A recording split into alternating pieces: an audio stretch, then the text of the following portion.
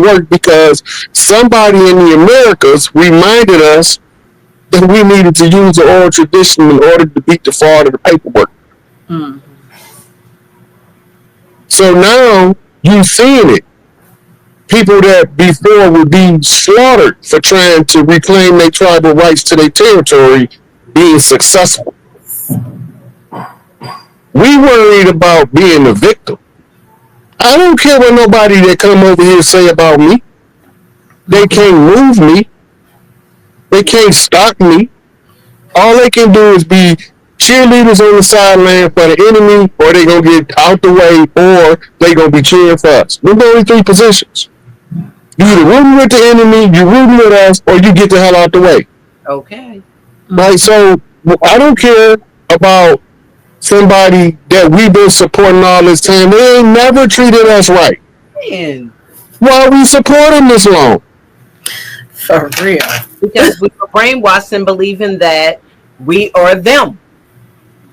And I always say that's what hyped them up. That's what make them think that they all that is, because we help the enemy make them think that they better than us. Because we so-called never experienced Africa, and we so-called are some Look, type you ain't got to experience Africa if you experience Mississippi. facts. Yeah. Mississippi, go to Louisiana, go to Texas. You got all of the African terrain in them three states. For real. I'm in Texas. If you don't want to be African, you don't have to be African. We're not. Mm. We're not African. Facts. You just said African is a culture. We're not African. I'm going to say it. I'm not African. I don't know your culture. I've never been to Africa. I can only be African if I've been to Africa, lived there, you know, all of that. It's not there. It's not that. No. And they'll tell you that they'll tell you that we're not them. I mean, you know, I grew up in New York City, right? It's very right. But they were very clear that they're not us and we're not them. I'm 100% African. That's fine. Yeah. Why shouldn't you want to embrace, even if you thought that we were a part of you? Yes. Why wouldn't you want to come over here and embrace and not put us down? I mean, there's so much that we could say negative about Africa. Exactly. There's so much we can say negative about every country on the planet. Thank you. For real. But if you want to be specific, I ain't trying to, you know, because we never wanted a division. And we actually, you know, us so-called Black Americans here, we felt sorry for them. I didn't. Straight up truth. I didn't. I did, because of the same narrative. No, I'm gonna tell you why I didn't feel sorry for them. On TV with the big bellies and the all that propaganda. And all that propaganda. Them come over here and ain't none of them. What's up with all of them got big neighbors? And they grown men. Freedom. And okay. Thank you. I didn't never, I'm gonna tell you why I ain't never feel sorry for them. About the disrespect to the women, all kinds of stuff, getting away with grape.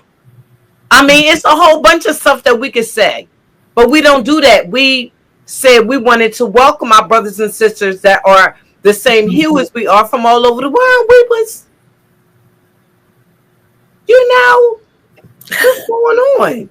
Oh, wait, we have HK Amswell up in here. Sorry, you've been waiting so patient. You got to jump in. Sorry, I thought it's all good. I'm sorry, I'm going to be quiet. Welcome to the show. And I see Dulcie in the chat. I hear y'all saying, what's up, Dulcie? What's up, mama? How you doing? Girl. You got it, HK Amswell. Yeah. Thanks for having me. Welcome. Peace to all the family. I'm just over here rolling up, preparing the chief with the chief. So I'm gonna sit in the back. I do want to jump in the convo, but I'm gonna hit y'all as soon as I get finished twisting up this thing. You know what? I'm gonna hurt him. I'm hurting. I can't help it. That's my fault. He got some of that wild Mississippian blood again. No, he done tempted you, girl. I'm getting ready to take a break and go. Nah. But you know what, bad hombre? Didn't you just say your wife was blonde? Now you know what? I'm gonna hurt you. Now you said blonde wig or something. No. You always got something to say. You make me so sick. But I'm always happy to see him in the chat. I love all kinds of styles. I'm a styling gal. I like that. I like all kinds. EK Armswell is rolling up and getting ready to chief, and blow it down. We're going to stick to it a little bit, if that's okay, y'all. Let's backtrack for a minute and play that video I sent you because I want to see what the system says. I'm having a problem downloading the video. I don't think she's in the chat. I think somebody thought she was or something. Oh, okay, because I saw people saying hey. So I was like, oh, what's up, girl? But she might pop in the chat. Hey, look, y'all ever see this restaurant in New York with this real rude ass stuff? Be talking reckless to people, but they love it. And they pay it's a 5-star restaurant, and part of the experience is being talked to like you ain't shit. Oh, heck no. It's a real restaurant in New York. People, the land be out the door. People trying to get in there so that they can be talked to rude and disrespectful. What? By this man and his staff while they serving this terrific food. It would be in New York. We are very much like that. So that's the name of the restaurant. New Yorkers are very much like that. Oh my goodness. But, brother 832 said drop the link. Huh? The brother said drop 832. Okay. Oh, Alabama, what's up? Who said that? And look, I brought that up to show you how we are as a people. Do you want me to play it on my phone and then me try to? Wait a minute, before you leave, before we get. I'm not talking about that video. I'm talking about the restaurant in New York. Oh. Okay. We know these people don't like us. We know soon as we exit that door, don't nobody look like us be in that building. We every kind of double GA they can come up with. We know this, and we patronize them anyway. Mm-hmm. Now all of a sudden that we becoming self-aware, they patronizing of our patriotism of their shops is making us be like, I can keep my own money. Right. I don't have to be talked to like that. But we don't wake up if they don't talk to us like that. We don't start saying enough is enough if they don't disrespect us. Because we can only be disrespected so long before we say enough is enough. They know this. Yeah. Because it's the nature of who we is.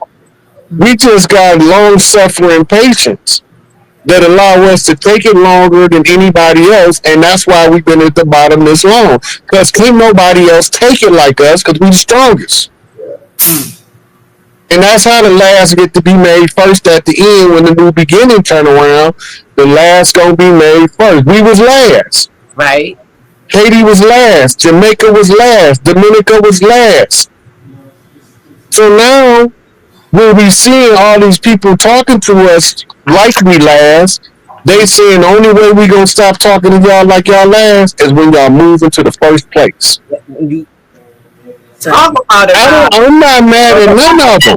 I got the same sympathy for them Africans as they have for us during this 500-year conflict. I got the same amount of sympathy because everything they've been showing us going on there, it's the same people we've been fighting over here, wreaking war on Africans over there.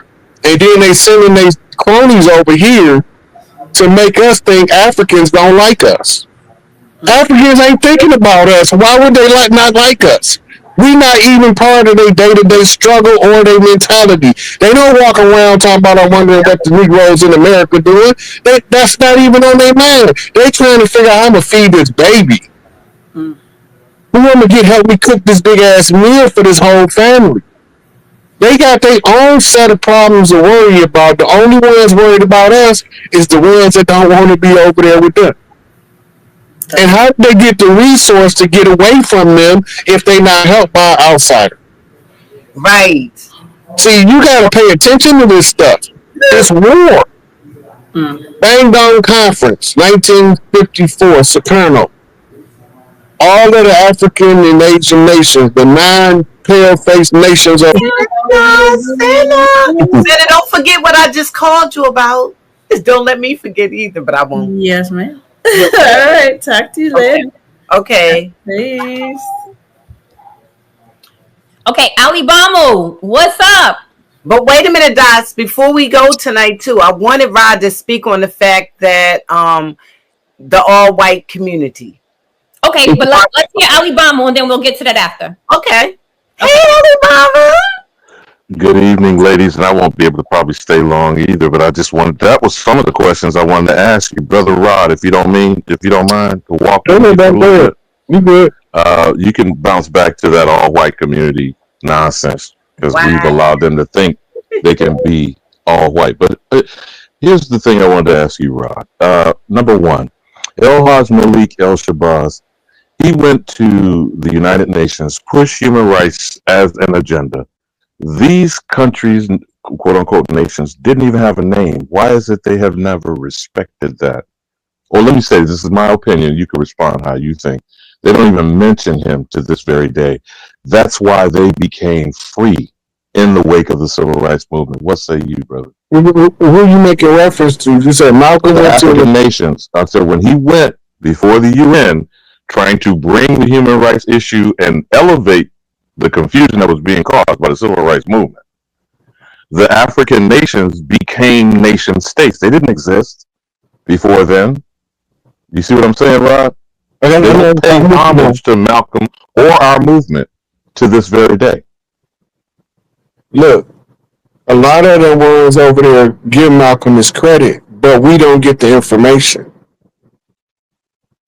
Right? The ones he mostly dealt with was in Ghana, where he spent the most of his time, and that's where he met Maya Angelou over there.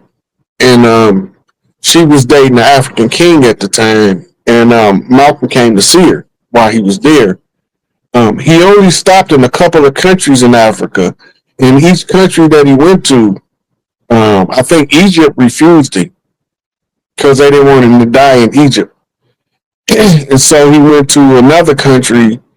But Malcolm is globally respected. They just don't want you to know he's globally respected because most of the stuff that we fighting against is, like you said, is carryover from what he was taking to the UN when he was talking about a human rights issue, which gave rise to all of the human rights relief programs of the United Nations.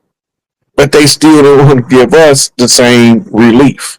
Or credit. That's what USAID we just saw got doged, right? Mm-hmm. And there's not a peep from them.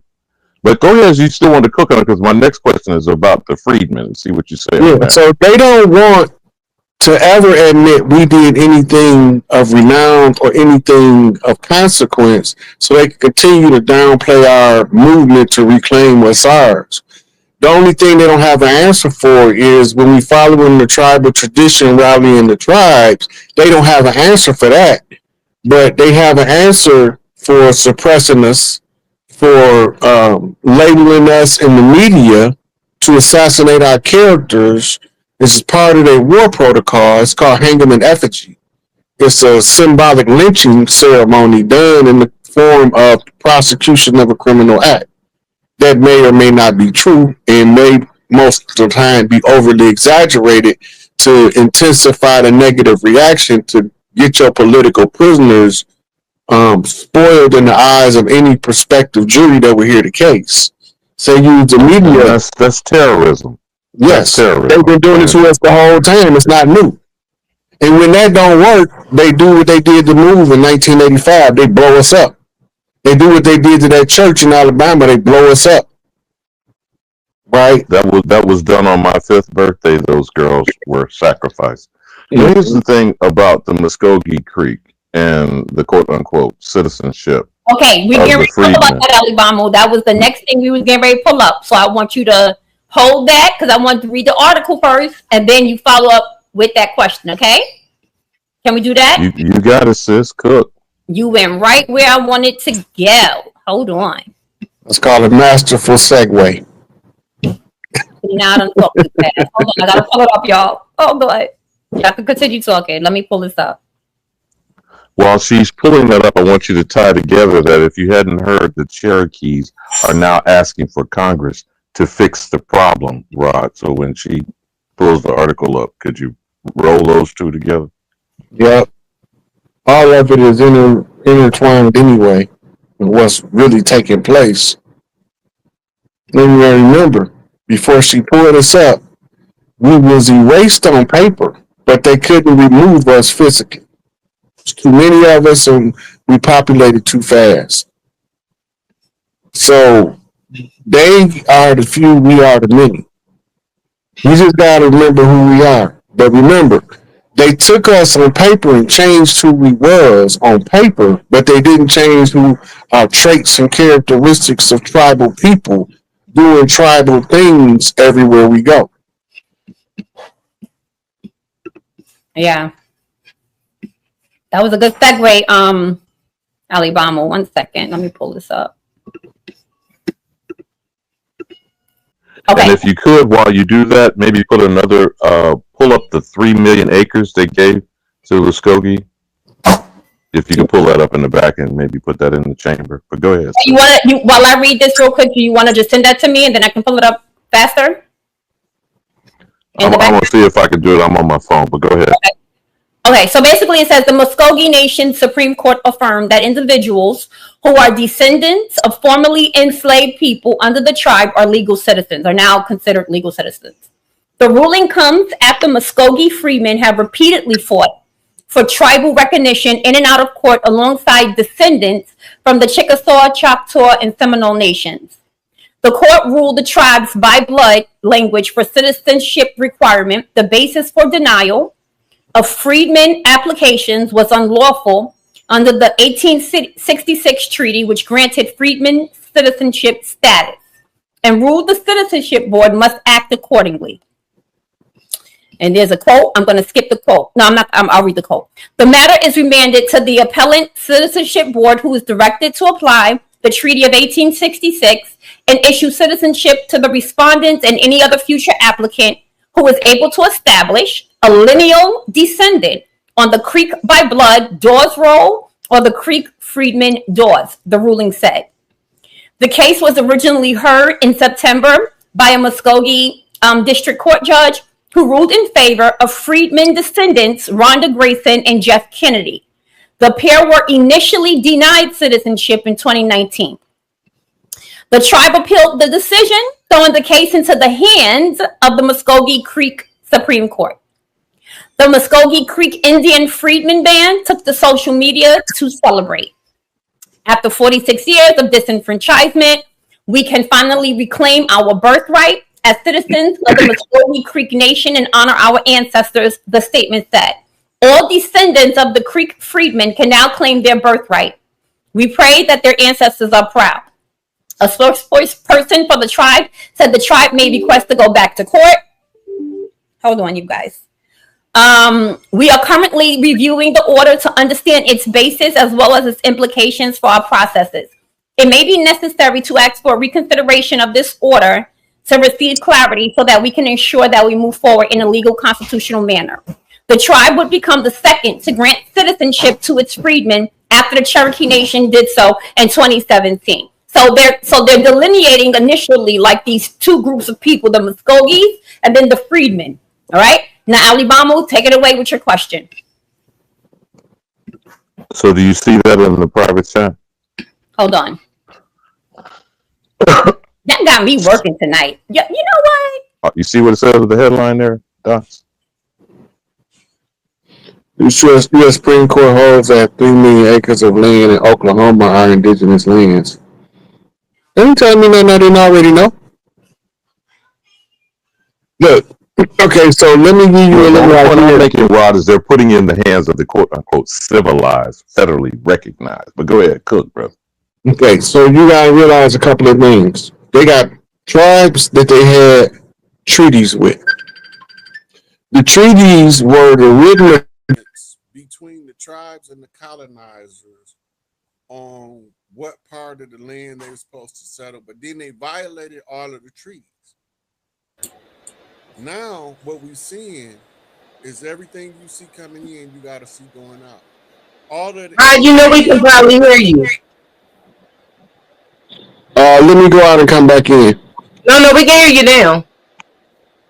Okay, Hey, so Bots, if you bring that other one back up from Arizona, where they also explain or examine, I want you to walk through that, Rod, how they claim whatever they claim was the basis of them bestowing this land back to the imposters on the reservation. But go ahead, brother Cook.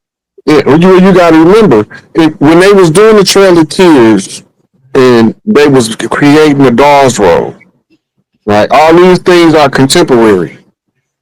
They switching us out. The elders used to tell the story when they came to get people to go on the reservation, and they used to say the Indian train is coming. Are you getting on? And when they say no, we're not getting on, we wasn't no longer Indians. We was Negroes now. This was the paper genocide that they was telling in the oral tradition.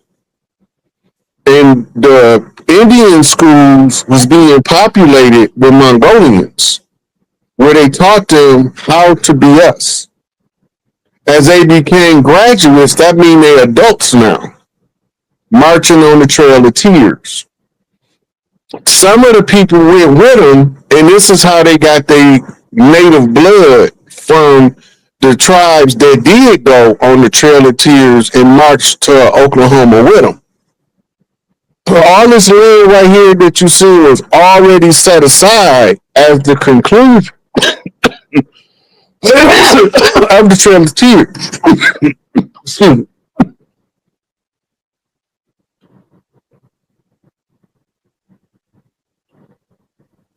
So when they made the treaty in 1866, they was relocating a sizable tribe from move to the Oklahoma Territory,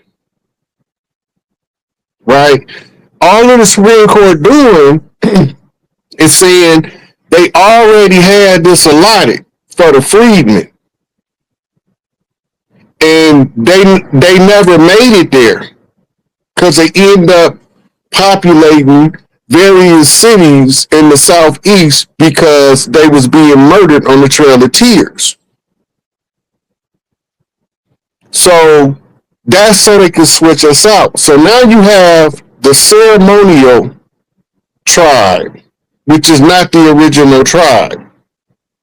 The ceremonial tribe can act on behalf of the tribe with the tribe's blessing if the tribe does not have a qualified member to fulfill the function.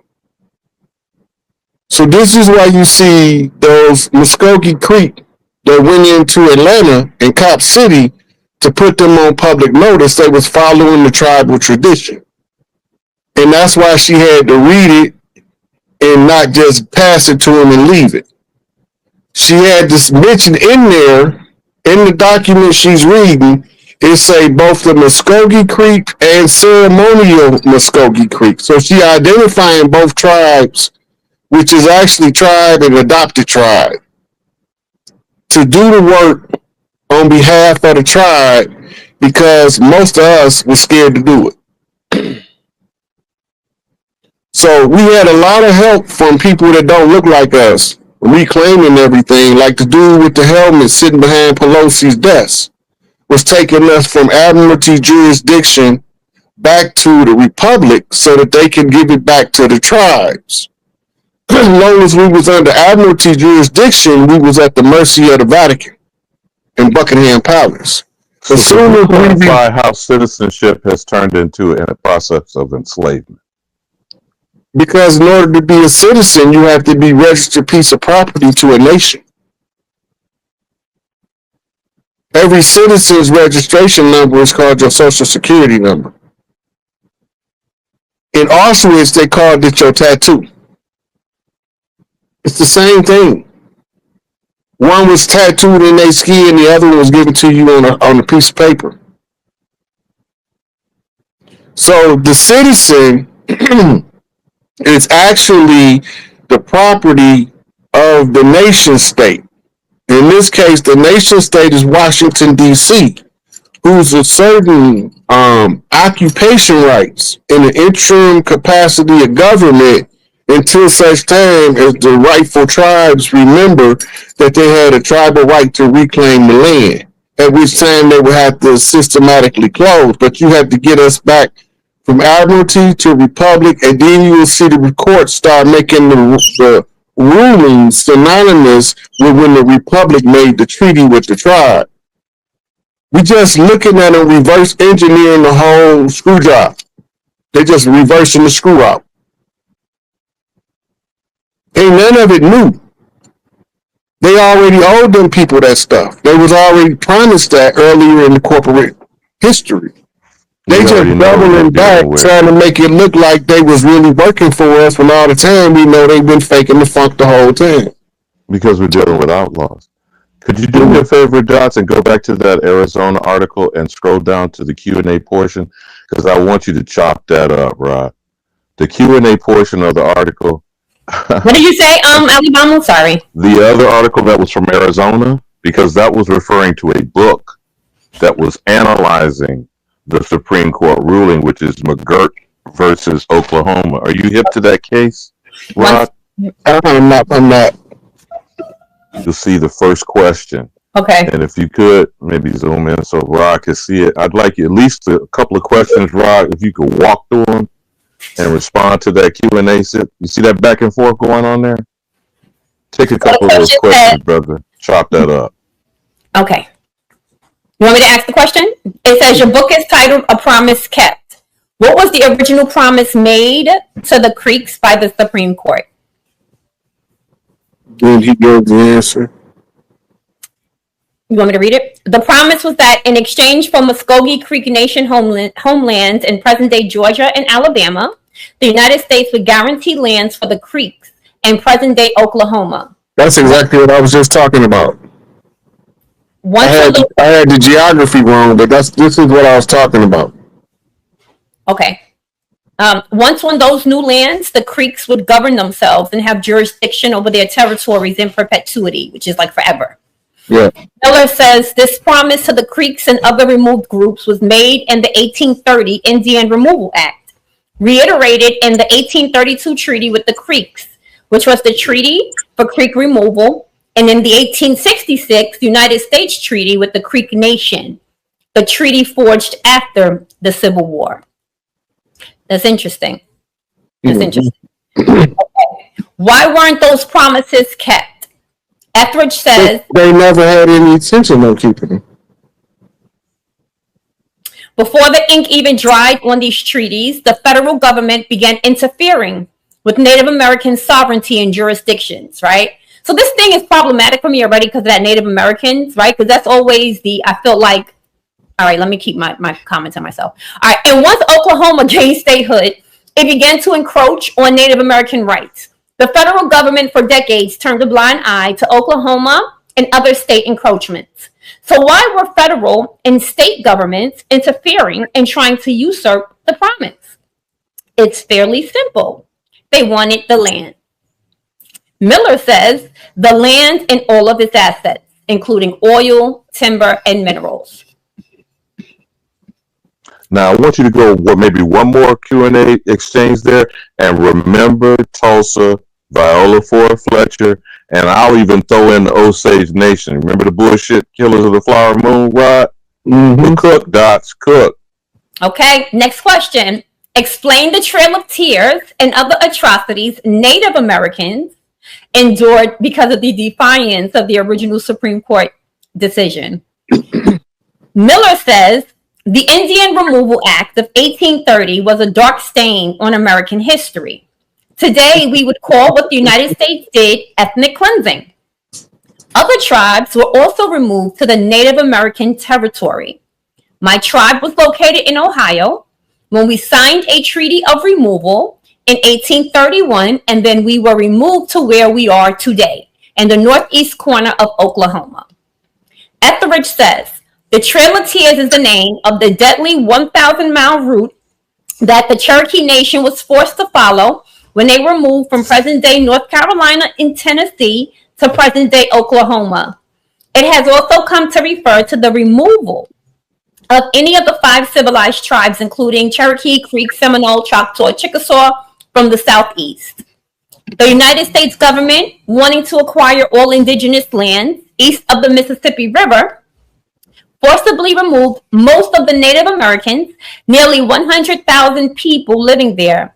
Each nation signed a separate removal treaty, but almost always under threat and duress.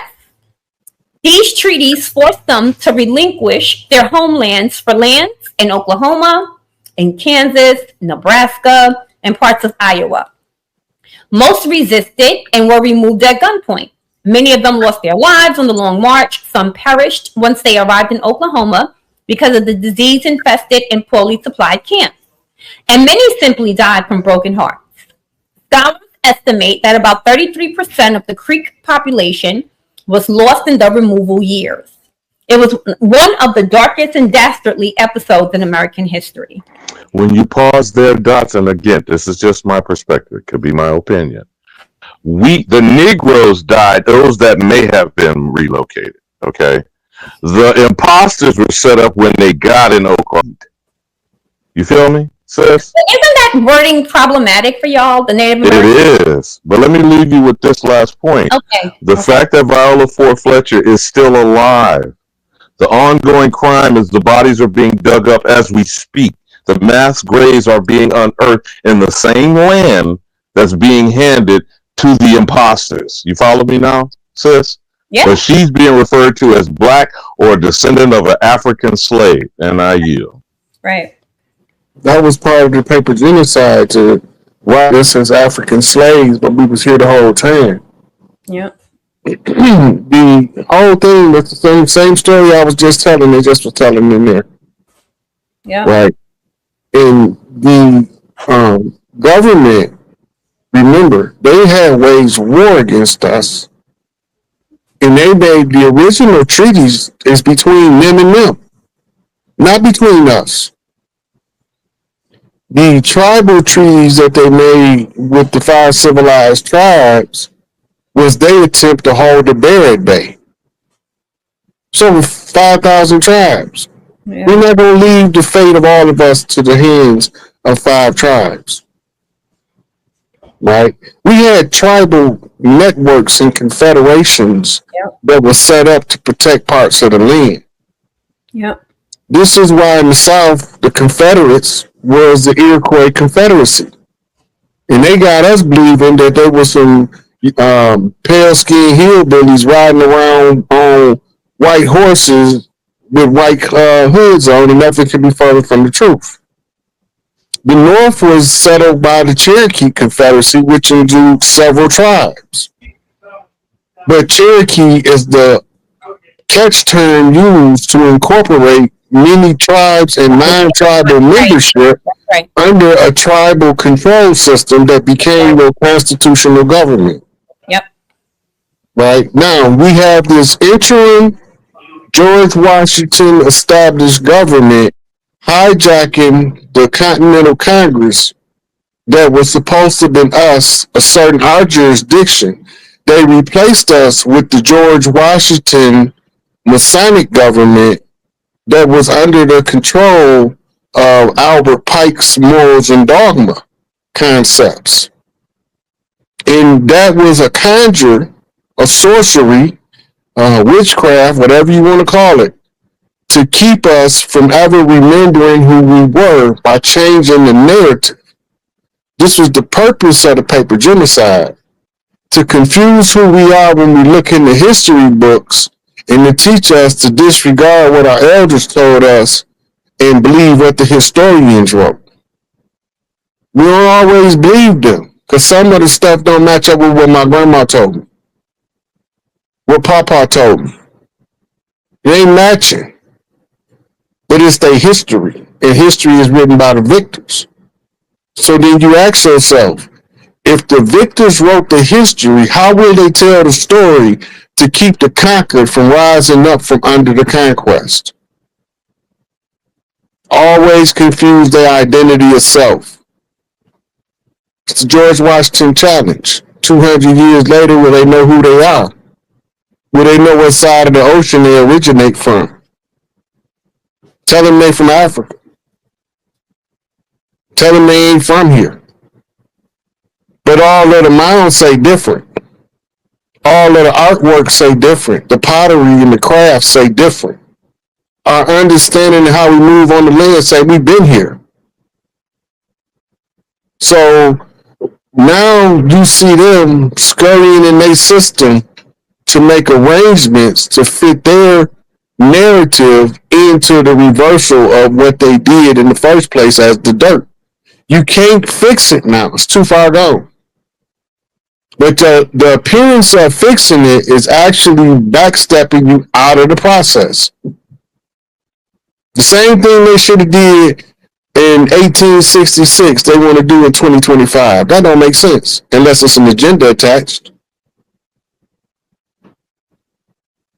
And that's most likely the case. And the case is they have to take the Republic from the Admiralty in order to give the law of the land back to the tribes. You inside the stats.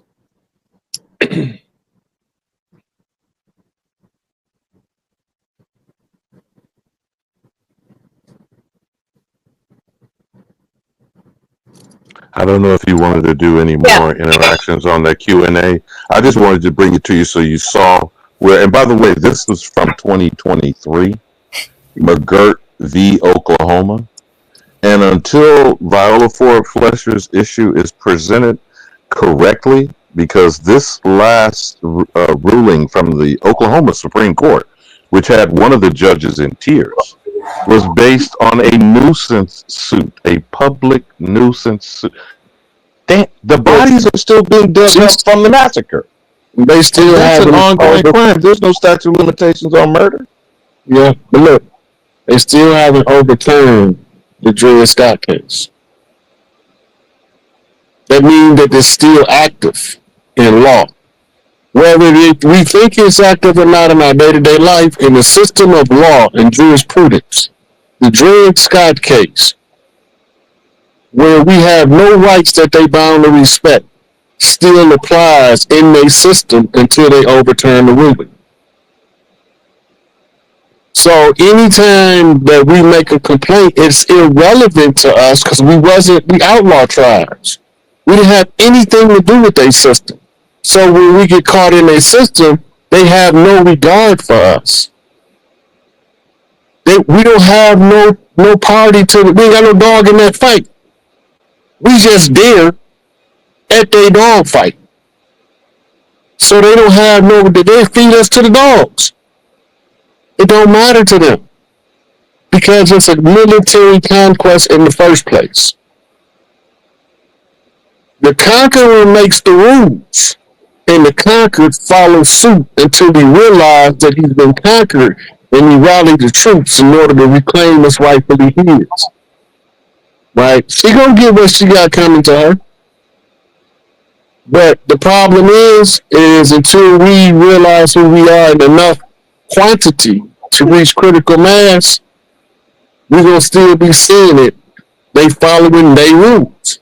They wrote the rules. I didn't write them. I read them. Because whenever the cheater is playing the game, you got to go in his rule book in order to enforce the rules. Now, Rob, what you just said was the pushing the black narrative. And I'm not disagreeing with none of what you just said.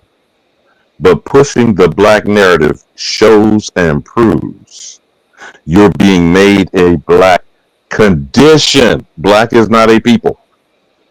It is a treatment. It is a culture. It is oppression. It is condition. And when they put that woman up there and hoping she dies, and she says she will stay as long as she needs to stay. I'm talking about Viola Ford Fletcher, 111. Mm-hmm. That black don't crack. Okay? But the other black, which is supposed to be in the black, that's the only good thing, Rod. Mm-hmm. You need to get broke off, bro. And I yield. Y'all have a good evening. I concur with exactly what you just said. Some people see black as being a culture. I'm one of them. Be honest. So when they started calling us black, it was in relation to the caste system and the chess game. Right, but you know us as a people, we could take one thing and turn it into something completely different. That Yeah, we turned it into art. We turned it into art. That's what I'm saying. Black is, to me, like it's a culture. It's something stronger than it became. I would say that. So Alabama won't think I'm being disrespectful. It became something stronger than what they, just as strong as what they try to put on it for us. Everything they did to hold us down, we found a way to either make it look good or feel good. Thank you, Rod. You said, yes, and that is us. That is something that only culturally we do. That's what we do. Okay, so is there anything else you wanted to say about that, Dots? Because that was your No, I think that's a great closing.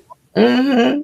Because we're having a part 2 that we've already talked about because I tried to squeeze him out for tomorrow or Sunday. He said we gotta do it Monday, but we must and we have to because it is very vital and important that we speak on this. All not that we care, but yet we care about this all white community that is being. And look, you got your face all smiled up. I don't know if Ali Bamboo heard about it yet, but this all-white community that is being made in Missouri, I think it's Arkansas, Missouri. You know what I mean? Mm-hmm. Am I right? Right, it's in Arkansas. And what they're saying is no blacks, actually no other race. And no homosexuals, LBG, all the the alphabets, all of that are not allowed in this community. I guess they're gonna have their own banks, their own supermarkets, their own jobs. I mean, we all know that they're gonna be using everything that everybody that is not white invented in a land that they stole, and starting this whole thing on a land that they stole. But it is a subject that I think that we need to talk about. More than a comment, I got a serious question. Please don't. Okay, if you say, why do we care? Okay, go ahead. Who paying for this? Okay. Okay. I think that they've tried to do this many times when they tried to move out of the city, and the city was actually, I think, supposed to be for them at first, but they moved out of the city when in suburban areas. I think because where I live in right now, there was a time that black people were not allowed in this area that I live in right now. Listen, in order for them to organize banks, stores, costs requires capital. Mm-hmm. Who's ever behind it is intent. It's inflammatory. It's an antagonistic response to losing control. Somebody with some money had to bankroll that project. And I'm not talking about your $2-3 million. I'm talking about some billionaires that $2-3 million is pocket change to. Well, remember, the Second Amendment allows, right, the formation of militias now. So this is going to be a good conversation. Militia Montana is one of the most well-formed and organized militias in the country. Right to bear arms, that's right. And it shall not infringe. That's right. A well-regulated militia is necessary to secure. Constitutionally, we were all supposed to defend our own community. That's right. The police is the foreign occupying force. That's right. They don't got nothing to do with the people on the land. They got everything to do with some people that's on the other side of the ocean. They chartered out of London, England. And their fraternal order of police and all that is tied right back to the Masonic lodges of London, England. It's a military occupying force. They used to have checkpoints when they first started setting the police up. They did. But before they called them police, the checkpoints was called slave checkpoints. Mm. where they checked your papers, your free papers, your driver's license, your social security card, your passport, Let's talk about to it. make sure that you are authorized by the colonizer, captor, conqueror to move about freely on the land with freedom of locomotion because you have your papers. Before they came, we didn't need no papers to go nowhere on the land. All we needed was our decency and common sense and good morals, and everybody accepted us like we was family. Now you need papers. That's a police state. America is a police state under admiralty jurisdiction being overthrown by a tribal jurisdiction being restored. Somebody got to pay for that stuff. And if they paying for it, they also paying for the news coverage. And news is strictly propaganda, so why is they telling us? They could have did it in silence and secrecy and nobody would have never knew. That's true. Why are they telling you? It's a cattle prod to keep you moving in the direction they want you to go. They want to push their agenda. But if you can't see their agenda, they can convince you to push it for them. So they can say, it wasn't me. It was them.